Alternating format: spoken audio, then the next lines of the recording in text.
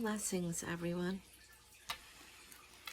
I actually just got a new Oracle deck the other day that a friend on Twitter had suggested to me. I had seen the book and she had a quote and it just really resonated with me. And so I'm feeling like I'd like to try the cards. They are called Soul Lessons and Soul Purpose Oracle cards. And so I cleared the energy earlier and I said my prayers over them. And just you have to bond with the deck a little bit, especially if they're used because they carry previous energies. And so it's kind of like we want to free it up. So I use some selenite that's been sitting on it and also a little bit of sage. And so I feel like that I'm able to pull through the energy today. So I'm just going to sit a moment and ask our higher selves as a collective, would we please bring through a teaching or lesson to meditate on today? Thank you, Source, angels, guides, ancients, light beings, masters, and loved ones for drawing close right now and helping a message for the highest good. Thank you, I'm grateful. We had our first snow last night, and it was absolutely beautiful.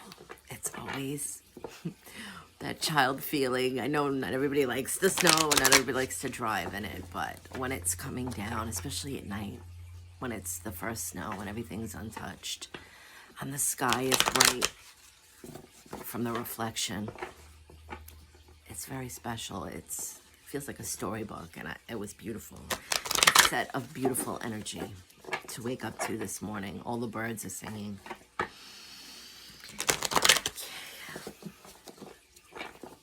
I'm just gonna, again, pull one card.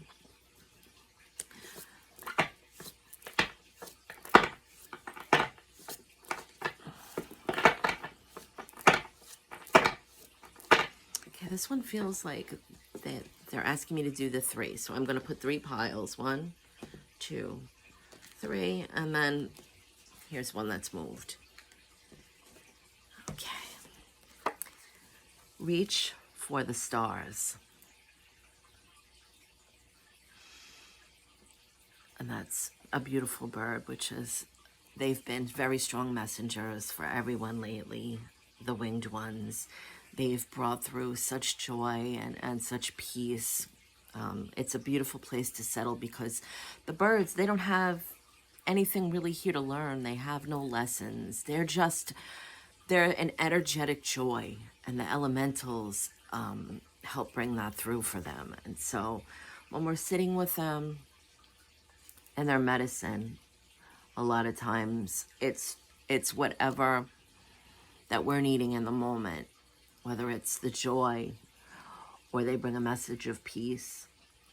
Or I noticed yesterday the mockingbird has been back at my feeder, and it's been not allowing the other birds around the feeder. And it's ironic because it doesn't actually eat the seed. It prefers to have berries, and there is some dried cranberries in a bowl that I have, and grape jelly. But it seems to be very protective of the feeder. And so I've just been sitting with the mockingbird because I believe that that is a big lesson to learn. And so I'm hearing right away from this is that Spirit is saying, pay attention to our winged ones, that they come with a very strong message. And obviously you could see the person is hanging on as they're going through the window and going up into the night sky. And so I believe that's also something that's been coming through a lot recently, and it's very consistent. So that's how I know it's a very strong message that's important right now, is that it's dreaming, it's the imagination, it's that innocence. And so if we trust that, the bird has a very large eye, and that's standing out too, because we know that the birds They are above the chaos. They're above everything, and they're seeing clearly from a higher perspective. And that is a very strong medicine. I know sometimes it's attributed to the eagle or the hawks, but that, as a winged one, that is part of the teaching that is throughout every species. I'm just going to read. Let's reach for the stars, number 62.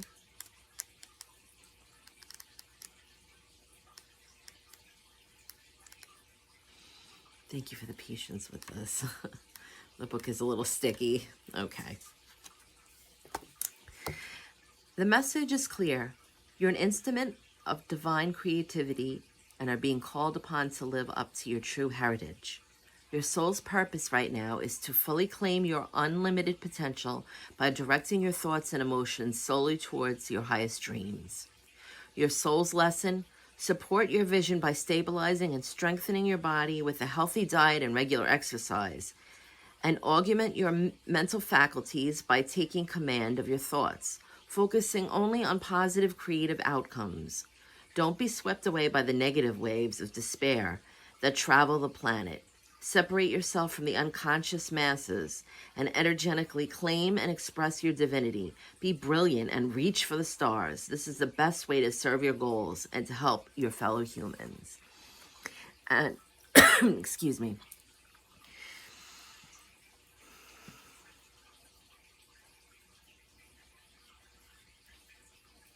Something that's coming through right now from the guides is actually, along with this message that's in the book, they want us to understand that it's okay to have emotions. It's okay to have feelings.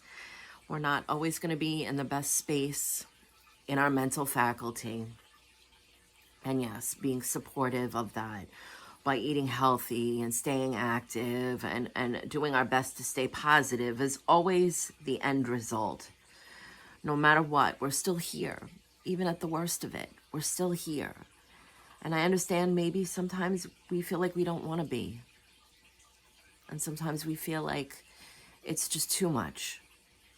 And we wonder, when is it going to end? When are we going to go home? And there isn't a time that all of us haven't had those moments. It doesn't mean that we're going to go end our lives. But it means that it's almost the illusion that we feel like our soul is just tired. It's just tired. And so in those moments, Spirit is saying, hold on to the dream. Feel the emotions. The bird is like the emotions. We have to hold on and ride through that. And sometimes we have to feel that. It's not always going to be rainbows and unicorns. We're not always going to be able to pull ourselves out of the funk. And sometimes it's exactly what we need. We need to feel it to heal it.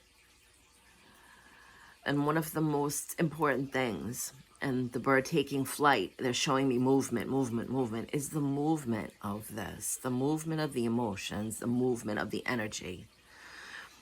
And burying that and not allowing these things to come through and not feeling it and acknowledging it and understanding what it is. It's teaching us something.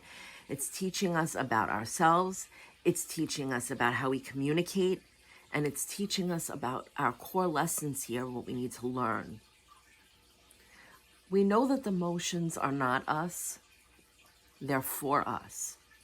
They're for us. They're an expression of what is going on. They're the lens. And sometimes it's going to change with what's going on with us.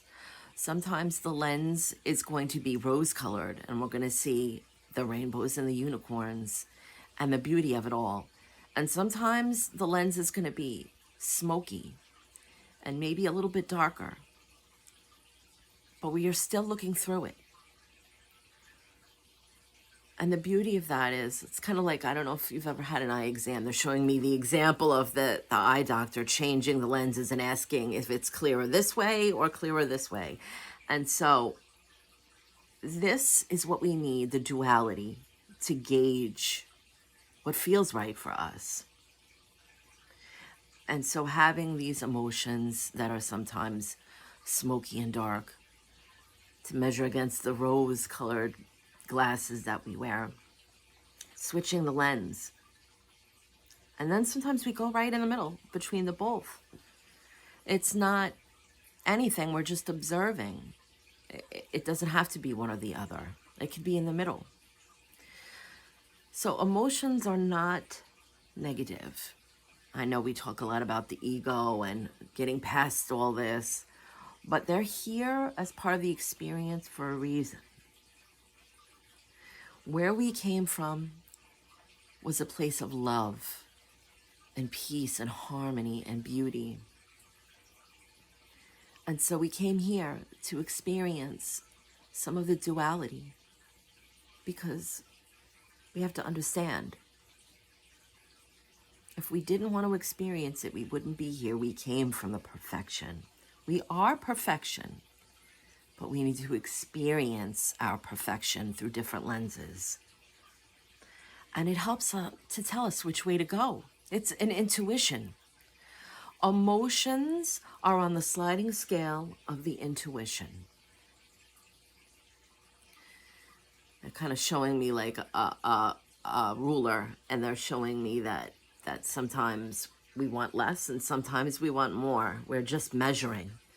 We're measuring and gauging by that, by the lens, by the emotions, to tell us which way we want to go with the experience.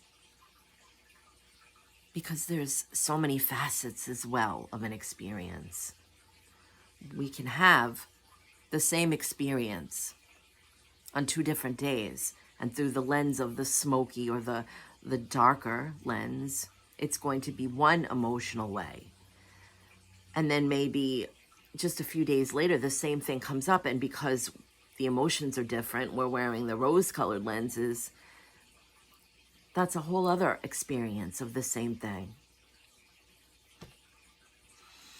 I know this is a lot. I'm just trying to listen, and they're coming through with the experience of the life review. And this is something that they're helping me remember. When we have our life review on the other side, we are able to experience ourselves, our story, through the lens of everyone around us. So we may have had the lens on that day of the smoky, dark lens, that we didn't think we were making a difference. But we're allowed to try on the lens of our friend that may have said we changed their life that day, that the talk that we gave them uplifted them and brought clarity. And we didn't know. We didn't know how that 10-minute chat changed someone's day. So we get to see the lens from both aspects.